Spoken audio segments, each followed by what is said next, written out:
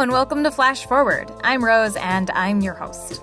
Flash Forward is a podcast about the future. Every episode, we take on a specific possible or not so possible future scenario and try to really overthink what that would be like. We start every episode with a trip to the future, and then we come back to today to talk to experts about what that future would really be like. Before we go to the future this week, I just want to make one super quick announcement, and that is that I am doing a live show, the first ever Flash Forward live event. It's going to be super fun and weird and surprising. So if you're in New York and you want to come see it and hang out, it's on August 15th at 8 p.m. in Manhattan. You can go to flashforwardpod.com/live for more details. Okay, that's it. Let's go to the future. Let's start today in the year 2051.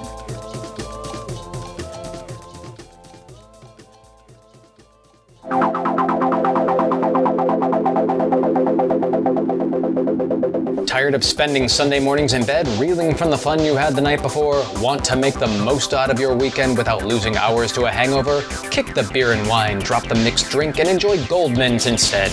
Our new formula is odorless, tasteless, dissolves instantly in liquid, and is among the most lovely highs known to man.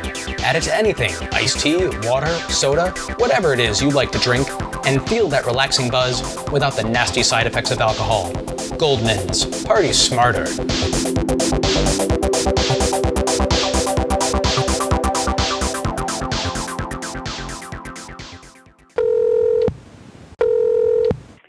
Hello, and welcome to the Food and Drug Administration's automated messaging system. For food inquiries, press 1. For drug inquiries, press 2. To apply for or renew a drug sales license, press 1. To hear about the regulations for drug sales licenses in your state, press 2. To hear the suggested doses and side effects for a drug, press 3. To hear the suggested doses and side effects for methadone, press 1. To hear the suggested doses and side effects for 2M2B, press 2. To hear the suggested doses and side effects for Bromo Dragonfly, press 3. To hear the suggested doses and side effects for O-desmethyl tramadol, press 4. To hear the suggested doses and side effects for methoxetamine, press 5. Methadone, also sometimes known as Mexi, is a chemical analog of ketamine and PCP and is classified as a hallucinogen. The FDA suggests that methadone be taken through the nose. Testing suggests that a safe and effective dose of methadone is 10 to 30 milligrams taken nasally. Do not exceed 100 milligrams. Side effects include increased heart rate, stomach upset, diarrhea, and vomiting. To hear the suggested doses and side effects for a drug, press 3. You know, if you were to follow a busy doctor as he makes his daily round of calls, you would find yourself having a mighty busy time keeping up with it.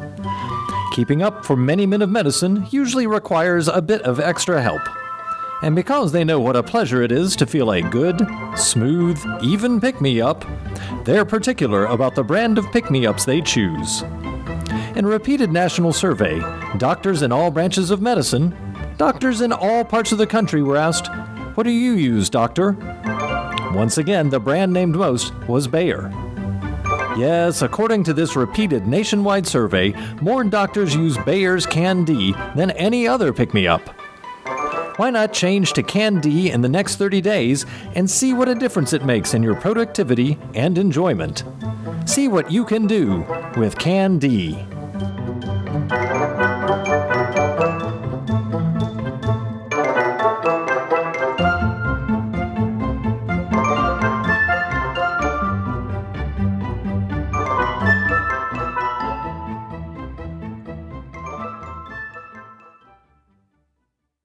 Okay, so today's future is one in which all drugs are legal. Now, today's episode is another one where I'm going to mostly focus on the United States, just because it's really hard to talk about the entire world's drug perceptions and policies. So sorry to international listeners. We will talk about some non-US examples, but mostly we're going to be talking about America. But let's start this future actually in the past, because a world of legal drugs has existed, right? I mean, drug laws are not as old as the universe or even as old as drugs. As far as I can tell, before 1850, there were no drug laws in the world. That's Mark Kleiman. He's a professor of public policy at NYU, where he focuses on crime and drug policy. The notion that drugs are something that need to be dealt with by policy is relatively new. Over time, the world got more industrialized. If a farmer's drunk all the time, it just doesn't matter all that much. If an industrial worker's drunk all the time, it's probably not so good. And more drugs became available to more people. And in the middle of the 19th century, you get two important revolutions. One is on the analytical chemistry side, the isolation of the pure active agents, morphine and cocaine, from opium and coca. And the other, on the delivery side, the invention of the hypodermic syringe. And that was when people started looking at drugs as problems. Public health problems, cultural problems, problems that needed to be addressed by laws. So we started banning drugs. But not all drugs. So let's talk about what's illegal today in the United States and what's not. Let's start with the legal stuff. Alcohol is legal, tobacco is legal, caffeine is legal. Pharmaceuticals are legal as long as you have a prescription. And in some states, marijuana is legal, although in the U.S., marijuana is still illegal federally, so it's a little bit weird. In most states, though, marijuana is still illegal, as is cocaine, heroin, methamphetamine, and a whole bunch of other drugs that I don't need to list for you here, but that you are probably familiar with. Now, you might think that the decisions about which of these drugs are legal and which of them aren't would be based on public health research, that there is a sound scientific case to say that alcohol is less harmful than weed, hence the laws that allow alcohol and prohibit weed. You might think that. You would be wrong, though, because drug policies in the United States mostly are not based on science. They're based on historical accidents and racism. A lot of racism. And if you look at the campaigns behind the illegalization of the currently illegal drugs, every single one of them is fundamentally racist. That's Maya Salovitz. She's a journalist who covers drugs and drug policy, and she's the author of a recent book called Unbroken Brain, A Revolutionary New Way of Understanding Addiction. You might recognize her from an episode from last season where we talked about empathy machines. Her book is part memoir from her own days of addiction and part science book going through all of the research on drugs and addiction for the past 25 years. We're going to get to that stuff in a second. But first, back to the racism. Cocaine is illegal because it would make black men impervious to bullets, supposedly. Wow. Heroin is illegal because, it was originally opium that was made illegal because it would make Chinese men seduce white women. That was also believed to be an issue with cocaine and black men. Marijuana is illegal because it would make white women sleep with Mexicans and so-called entertainers. But if you look in the archives of the New York Times and the other newspapers of the times, you will find things like Negro cocaine fiends are a new Southern menace, which is an actual headline from the New York Times the year before so-called narcotics became illegal. And so the system of regulation and prohibition that we have is not based on protecting people. If it was based on protecting people, it would not be the system that we have. In 2010, The Lancet did a study comparing the harms of 20 different drugs. They looked at how each one harmed the individual and how they harmed others. And they found that overall, when you look at both individual harm and outward harm, the most dangerous drug wasn't meth or cocaine or marijuana, it was alcohol. Other studies have ranked alcohol in the top 5 most harmful drugs used by people, often next to things like heroin and crack. So we have a system in which American drug laws don't necessarily reflect the harms that those drugs can do to a person. And it's also worth taking a moment to point out that the impacts of those drug laws are not minor and they're not fair. Far more people of color spend time in jail for drug offenses than white people, even though studies show over and over that drug use is directly proportional to population. So white people are just as likely to use drugs as anybody else, but they're far less likely to go to prison for it. Here are some statistics. Black Americans are arrested at twice the rate of white Americans for drug crimes. Not only that, but Black Americans are more likely to be offered a plea deal that involves prison time than whites for the same crimes. And they're more likely to serve longer sentences than white Americans for the same offense. Here's another way to look at it. Black Americans represent 12% of monthly drug users, but comprise 32% of people arrested for drug possession. And when we're looking at drug arrests, that's a huge number of people. Between 1993 and 2011, there were 30 million arrests for drug crimes in the United States, and 24 million of those were for possession of drugs, not for selling them. And here is where everybody I talk to actually agrees on something about this future. We're going to get into all the ways they disagree in a second, but everybody I talked to agrees about this one thing. Laws against possession of all drugs should be repealed. The first thing to do, and the most obvious thing to do, is decriminalize possession of everything. And it's not just Mark and Maya who think this. I also found a guy who might be one of the last people that you would expect to be for legalizing possession. Hello, this is Tim. Hi, this is Rose. Hi, Rose. How are you? Good. How are you? I'm doing good. Trying to get in some boating today here. Oh, there you go. Are you on a boat right now? No, I just sitting here waiting. When I get done with you, I'll be going out and get on the boat. My name's Tim Johnson. I'm retired law enforcement from the Central Ohio area with 20 years of experience as a senior patrol officer. I retired the entire 20 years on the roadway, working with the communities inside and out. I have worked various assignments from all patrol aspects to federal, local drug task force units of all sorts, sizes, and shapes, so to say. I'm a certified hostage negotiator. I'm a field training officer. So I've done a whole realm of, as far as, in the 20 years I was in, I've kind of done the whole realm. I've done investigations. I've done undercover. I've done, the traffic patrol, all the duties and details that go with that. So everything pretty much I've been involved in. So Tim is a former cop who has arrested a lot of people for drug violations. One of his first arrests ever, actually, was a 19-year-old who was sitting on a bench smoking a joint. I went ahead and made an arrest for possession of, the one joint, what he had left of it. The 19-year-old did go to court. He did get charged with a criminal conviction. As a result of that, he lost his license for 6 months. As a result of that, he also lost his school school grants that he was getting.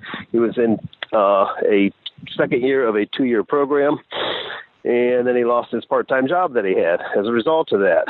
Tim is retired now, and he's a member of a group called LEAP, Law Enforcement Against Prohibition, which is an organization made up of former law enforcement employees who question just how effective drug prohibition really is. Now, nearly everyone who's in LEAP is a former law enforcement employee because you can't actually be associated with LEAP if you are, say, a cop, or they will take away your license. But once he retired, Tim joined LEAP pretty quickly. He says that he just isn't convinced that arresting people for possession is working. We're certainly not, called winning the war on drugs. It's definitely we're losing it. What we're doing isn't working. If we were in any kind of a military conflict for this long, somewhere along the line, somebody would have made a decision and we'd have got out of it. And there's data to support this. Studies have shown that while we've arrested a lot of people for possession, the actual amount of drug abuse in the United States has not gone down. So let's go to this future. And let's start with the future that's halfway between today and the future that we saw at the beginning. Let's think about a future where drugs aren't entirely legal, but possession is decriminalized. Now, some countries have changed their drug laws this way. In 2001, Portugal decriminalized the possession of small amounts of all drugs: weed, heroin, cocaine, everything. Now, let's be clear that this is not the same thing as legalizing drugs. These drugs are still illegal in Portugal, but possessing them is not a criminal offense, which means that if you get caught with drugs, you are referred to a treatment program and issued a fine. As long as you've got drugs in a small amount and you're not selling them, you are not put in jail and nothing goes on your criminal record, which is a big deal in terms of scholarships and job opportunities and mortgages and all of that stuff. And the results in Portugal have been really positive. Drug use has gone down since 2001, and HIV cases among drug users have also gone down. And Portugal has the second lowest overdose rate in the entire European Union. In Portugal, there are just 3 overdose deaths for every million citizens. 3 for every million. Let's compare that to the United States. According to the CDC, in 2014, there were 147 deaths per million in the United States from drug overdose. 3 versus 147. So the people who advocate for this future say that if you decriminalize possession, you will see benefits across the board. And that argument is a sound one. It's backed by plenty of public health data and now historical precedent. But beyond decriminalizing possession, everything else about this future starts to get really murky. How much should you allow people to have? And how should you regulate sellers? And how should we test drugs? And which drugs should we make legal? And does punishment even work to prevent people from doing drugs? And how do we handle those who do get addicted? This is where my guests part ways. And we're going to get to all of that stuff and a world with completely legal drugs when we get back. But first, a quick break.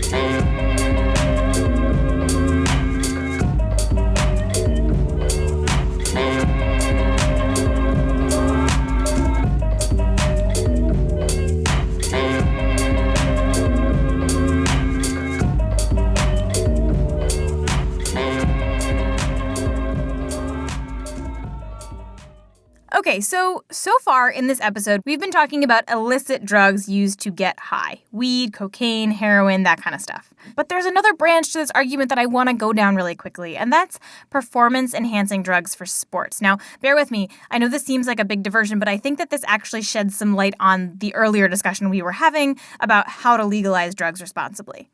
Now, today it seems like there's a doping scandal every week. But once again, the idea that taking drugs to enhance your performance is somehow cheating is actually kind of new. The guy who won the Olympic marathon in 1904, for example, was drinking a combination of brandy and strychnine because it was thought to be a performance enhancer. So, after winning the marathon, he was found, passed out in the gutter, basically. Oh, my God. And people it wasn't a scandal that he was using that. That's David Epstein. He's a reporter at ProPublica and the author of a book called The Sports Gene. And he says that the idea that using drugs is cheating and morally wrong in sports really started to pop up during the Cold War. And Russians started using testosterone harvested from animals for weightlifters, and then an American doctor who noticed this made the first synthesis of synthetic testosterone. And so I think in some ways it grew out of this sort of Cold War, battle on the sports field kind of thing between Russia and the United States, this sort of proliferation of performance-enhancing drugs. And then, that led to people going to such extremes that sometimes people died. And so I think it really grew sort of out of some Cold War rivalry. Now, today, we see doping scandals all the time. Maria Sharapova was recently banned from tennis for 2 years for taking a drug called meldonium. As an aside, it's actually not clear that meldonium is in fact performance-enhancing, but it's still banned, so she's still in trouble. That's a whole other story. Lance Armstrong was banned from cycling for life after his doping was revealed to the public. Russian athletes were barred from the Rio Olympics after a widespread doping ring was uncovered. And some people think that all these players being banned, these constant news stories, it's all useless and unnecessary. That we should just legalize performance-enhancing drugs and let everybody just play. And there are 3 main arguments on this side. The first is that people like to watch athletes that are doping because athletes that are doping can do incredible things.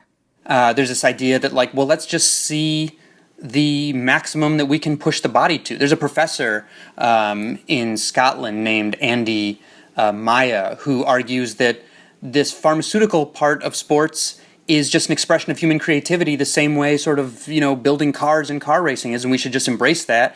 And if we want to transplant cheetah tendons onto a person, let's see what we can do. The second argument is kind of related to that first one, and it's that all of these bans and doping scandals are a downer, and they just make sports less fun to watch. And they want to see sports sort of as an escapism, and they don't like the negative news. And the third argument is that catching dopers is really, really hard. And even though we hear about doping scandals all the time, most dopers don't actually get caught. There's this constant cat and mouse game between them and the regulators.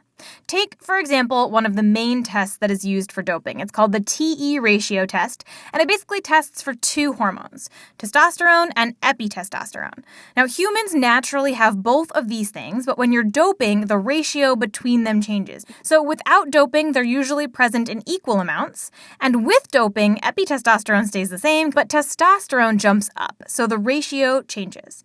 So all you have to do is test for this ratio, and you can catch dopers, right? Well, It's not that simple. To have your test flagged, you have to go above 4-1.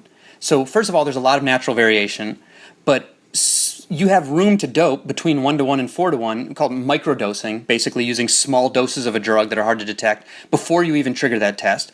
Secondly, some people just have a genetic profile that alters the way that they excrete testosterone such that their TE ratio stays the same even when they take testosterone or analogs to testosterone, which are steroids. And so the only people you're probably likely to catch are the ones who happen to have this physiological response where their TE ratio zooms up and stays up for a while after they use certain drugs. So because you don't want to unfairly catch innocent athletes, there's like a huge cushion built into all drug tests where someone has to get caught basically really badly to be caught. So their ratio has to be really high. So this third argument goes, you're just never going to catch everybody, so why bother? Part of the thought is that the sort of cat and mouse game of scandals is just a distraction from the things that people like about sports. And we know that no matter how good testing gets, a huge number of people who are cheating are going to slip through. So kind of why even do it? But David says that the idea that letting everybody dope is just going to level the playing field because everyone's just taking the same drugs, that's actually not quite right. There's plenty of evidence now that teams were recruiting people who would respond to certain doping drugs better than others. There's something called hematocrit. It's your proportion of your bloodstream that's made up of red blood cells, which carry oxygen, so higher is better. But if you go above 50, they wouldn't let you start a race in cycling. And so the teams would go look for someone who they would say, okay, this guy's a really great cyclist, but he's at 48 hematocrit already. This other guy is only at 40. He's only pretty good, but we can dope him like crazy. He's got tons of room to dope. And so they would actually sometimes pick people who weren't quite as good but had lots of room to dope, or look for other ways that people respond to these drugs. So I don't think it makes it an even playing field. So legalizing doping wouldn't necessarily just mean that everyone has the same chances. And it's also not without harm. Some of these drugs can have lasting negative impacts on players' health. And when you're talking about doping, you're not just talking about professional adult athletes. You're talking about kids, too. People think that the market for performance-enhancing drugs is like pro athletes. I've spent a lot of time with steroid dealers, and there are not enough pro athletes to sustain that market. It's mainly people who want to look better or feel tougher or bigger or whatever it is.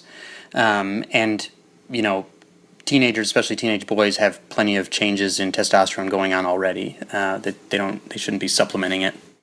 So if doping is legal, then it's likely that you simply wouldn't be able to compete without doing it, which is slowly becoming true in sports today, but there are still athletes out there who don't do it. And they're often the ones that are arguing the most against legalizing these drugs. So take Alyssa Montano, an American 400 and 800 runner.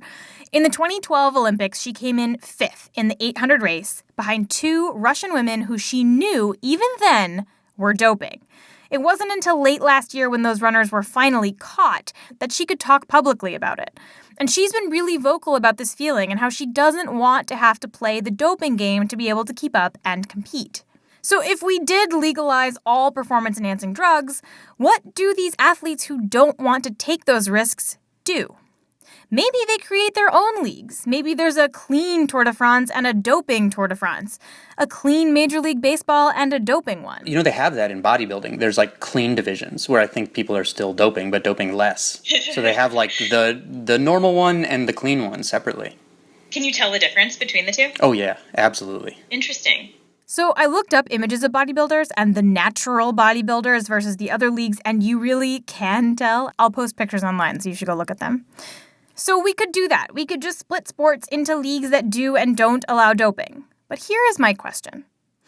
We might talk a big game about wanting pure athleticism, about cheating and doping and wanting to see what the human body can really do without steroids or artificial help. But do we really want that?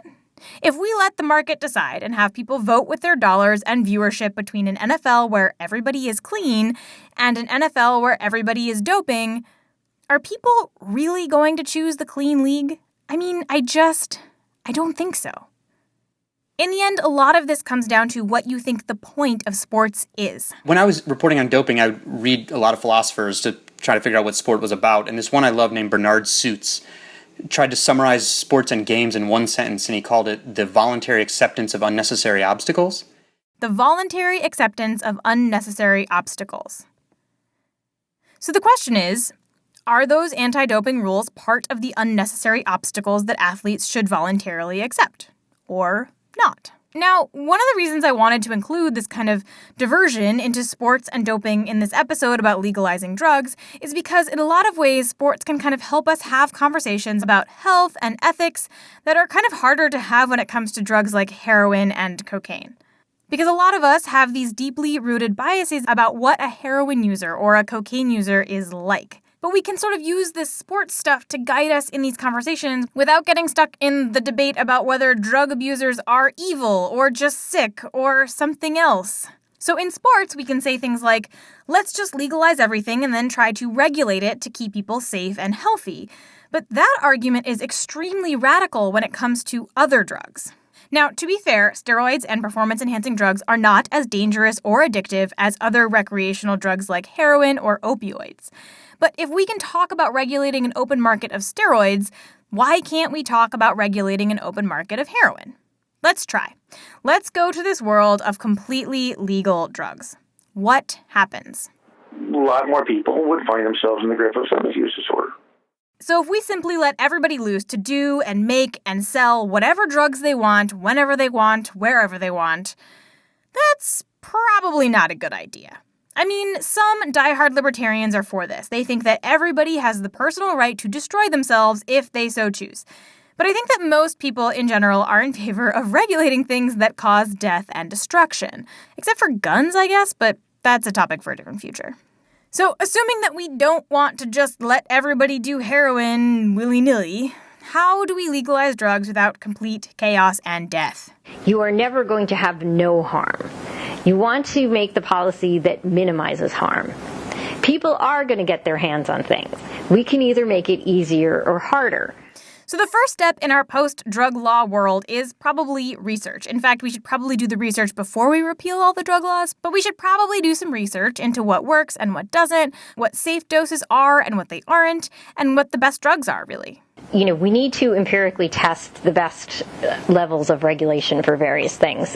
But that certainly doesn't mean that, like, insanely dangerous drugs that, the lethal dose is 1 milligram away from the effective dose should be legal. But nobody would want those drugs if they had better alternatives. The future of drugs is really better drugs. And along with that testing, some people would like to see some training for the folks that are selling these drugs, so that it's not about selling the most at the highest profit, but actually taking care of the customer's needs and health. I certainly require the people doing their actual retail selling to have both training, helping people manage their habits, and a professional responsibility to serve the interest of the consumer and not the interest of the boss. So in the ideal version of this future, you can go into a licensed store, speak with a professional who understands the pharmacology, who knows what they're selling you, who can guide you in your purchasing, and who isn't being pressured by profit margins. Because really, people should not be getting in trouble in relation to dose of something that they know the actual dose of. Now, some marijuana dispensaries have people with this kind of expertise, but not all of them. And these places could also take a page out of gambling's playbook by letting people pick a preset limit for themselves before they start buying, and cut themselves off when they feel like they might be losing control. You know, if you're gonna go to the casinos, you have to establish your personal monthly loss limit, and the casinos are required to enforce that. Now, that seems to be a policy that's pretty respectful of personal liberty, since I could set an infinite target if I wanted it. My guess is that most people, when asked, well, how much pot do you want to smoke every month, would give a finite number, not an infinite number. And then if they set that as a quota and that were enforceable, it would interfere with their behavior only if their behavior was behavior that they had said in advance they didn't want to engage in. That doesn't strike me as an assault on liberty. But there's another way that this legal high future could get very dark very quickly. And that is thanks to our old friend, or foe, capitalism. Where it becomes a complicated problem is because of the hyper-capitalism that we have at the moment. Because you really kind of don't want Philip Morris crack. Like, that would really be a bad idea. Just imagine, somebody who works for McDonald's or Nabisco in the lab, and you say, look, all of the drugs in the world are legal, including the one you're just about to invent. and your job is to sell as much as you can. Imagine the solution to that guy's problem, and you can imagine the world. So just like there is an FDA to make sure that pharmaceutical drugs aren't extremely dangerous, there would probably need to be a way to keep drug manufacturers from making drugs that are poisonous or super addictive. And in fact, the idea of an FDA for recreational drugs has been attempted in New Zealand in 2013. So basically, New Zealand had a lot of legal highs being sold there, in part because it's like a very isolated country, and, somebody put it, the cocaine boat doesn't stop here. So they had lots of, there was a big market for this, and there was this like crazy rock and roll guy. His name is Matt Bowden, who was really into drugs, and he decided that his friends and himself were having sort of too many problems with amphetamines. Let's see if we can make something that is less harmful. And he looked through the pharmaceutical literature and found a failed antidepressant called BZP and started selling thousands of them. And this was because it was not illegal. So he orders these drugs from labs in India and China, and he starts selling them. But so do other people, and those other people are less careful about how potent their drugs were. So what happened is he managed to, with the support of the industry and his own work in the industry, get through Parliament a law that was basically going to create a process for legally testing these things, and then allowing the companies to do essentially clinical trials. And they didn't have to be effective. Like, the government didn't care if the stuff actually got you high or not. It just had to be safe. So you didn't have to do clinical trials like looking for like how high does this get you. Obviously, the industry would prefer that it does actually get you somewhat high, because just a placebo is not going to sell all that well in the long run. So they came up with these scales related to harmfulness, and how addictive is it, and what does it damage your organs, like can it cause overdose, these kinds of things. And so they created this whole regulatory system, and they created local stores that were going to sell, licensing for local stores, and this whole big deal. So Matt Bowden, noted drug dealer, managed to get this law passed that created the world's first set of regulations for clinical testing and approval of recreational drugs, which is kind of incredible. But then things kind of fell apart. Then, a new party came in, or a new government came in, and they just went the opposite direction. The law was passed in 2013, but in 2014, New Zealand passed a revision to the law. And that revision banned all of the substances that were on sale at the time, and it also prohibited the use of animal testing in New Zealand for trials on new ones, which basically totally blew up this whole FDA for recreational drugs idea. And this is like sort of characteristic of New Zealand policies, where it's a small country, and it sort of swings, you can have these swings back and forth like this. And actually it's characteristic of drug policy more generally, where it does tend to swing from one extreme to the other. And Matt, the guy who had spearheaded this whole thing, couldn't afford to do animal testing overseas. The guy, Matt Bowden, who was in the industry, basically got bankrupted by the collapse of this. So nobody has the money to put anything through clinical trials, and the illegal people don't have the inclination. So the FDA for drugs in New Zealand never really happened, and there's been nothing like it since. But if we are in this future of legalized drugs, we would probably want something like that to protect consumers. So these questions will really have to do with the individual drug. I really don't think Walmart should be selling opioids over the counter. Should you be able to go to a clinic and get opioids for mental reasons as well as physical ones? These are all issues we just haven't grappled with them as a society. We haven't thought rationally about, okay, what will we do? So perhaps the question about this future isn't, will we have totally legal drugs, but rather, will we have a calm and rational discussion of drug policy in general? Is that possible? I don't know. You remember you can reach us at copssaylegalisedrugs.com. Perfect. Thank you. All right. Thanks, Rose. Have a great day. You too. Bye-bye. Right, bye-bye.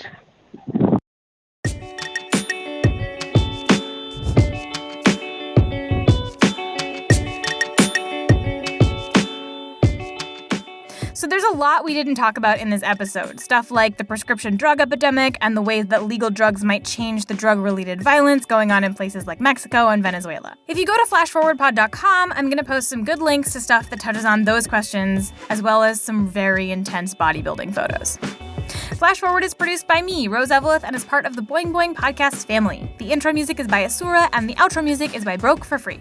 The break music this week is by Fields, Ohio. Special thanks this week to Stacey Marie Ishmael, Tamara Krinsky, Elizabeth McKinstry, Matt Weller, Stephen Grenade, Casey Broughton, Kevin Wojtasek, Navneet Mathur, and Ari Baranovsky. If you want to suggest a future that I should take on, send me a note on Twitter, Facebook, or by email at info@flashforwardpod.com. I love hearing your ideas, so keep them coming. And if you think you've spotted one of the little references that I've hidden in this episode, email me there too. If you're right, I will send you something cool. And if you want to support the show, there are a few ways you can do that. You can go to flashforwardpod.com/donate to learn about all the ways that you can give to the show, including one-time or recurring donations. But if that's not in the cards for you, I totally understand, and you can still help. You can go to iTunes and leave us a nice review, or just tell your friends about us. That actually does make a difference. That's all for this future. Come back next week and we'll travel to a new one.